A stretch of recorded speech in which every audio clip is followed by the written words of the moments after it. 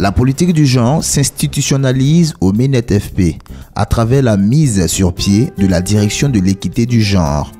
Abidjan, mardi 16 avril 2019, accueilli en début d'après-midi à son arrivée à Abidjan par la ministre de l'Éducation nationale, de l'enseignement technique et de la formation professionnelle, Mme Kandia Camara, la conseillère du président des États-Unis, Ivanka Trump, a eu une audience avec le vice-président ivoirien, M. Kablan Duncan, dans la même journée du mardi 16 avril 2019.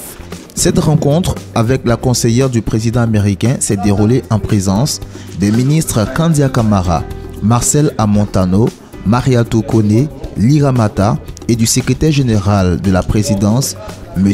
Patrick Haché. L'audience a donné suite à la co-signature de l'arrêté portant organisation et fonctionnement de la direction de l'équité du genre par la ministre Kandia Camara et la vice-présidente du Millennium Challenge Corporation, MCC, Mme Karen Session. Pour la ministre Kandia Camara, le compact MCC est une réelle opportunité pour la Côte d'Ivoire et son département ministériel de se doter d'une réelle capacité de réduction des inégalités du genre, mais aussi recevoir Mme Ivanka Trump, la conseillère du président des États-Unis, en compagnie de cette délégation composée d'éminentes personnalités, est pour nous un grand privilège, a précisé la ministre. Excellence, Monsieur le vice-président de la République, comment ne pas exprimer alors notre gratitude à vous-même et au président de la République, son Excellence M. Alassane Ouattara, pour les choix opérés dans ce sens par notre pays depuis 2011. Le chef de l'État s'est engagé solennellement le 28 novembre 2017 au He4She de ONU Femmes.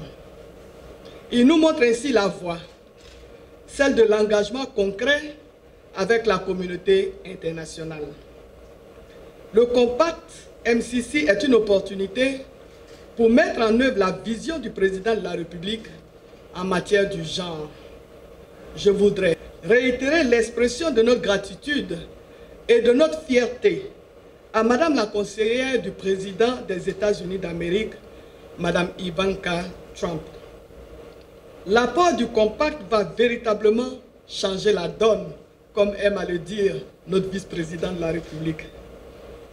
Quant à notre fierté, c'est à vous que nous la devons, Madame la conseillère. Vous avez en effet choisi de visiter la Côte d'Ivoire après l'Éthiopie pour votre première visite en Afrique. Nous sommes, croyez-moi, extrêmement heureux et flattés de figurer dans votre short list.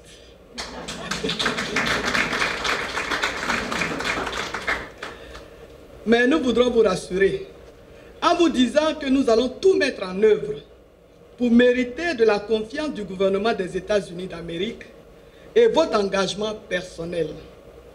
Notre investissement sera total afin que de notre foi commune advienne une société ivoirienne qui fasse du respect du genre un réflexe et un fait culturel. Puis, elle a félicité l'équipe du MCC, basée aussi bien à Abidjan qu'à Washington, pour le travail collaboratif et participatif mené avec les équipes du ministère. Cette cérémonie marquant la signature de l'arrêté portant organisation et fonctionnement de la direction de l'équité du genre de mon département vient ponctuer nos efforts mutuels, s'est réjouie la première responsable de la grande famille de l'éducation de notre pays.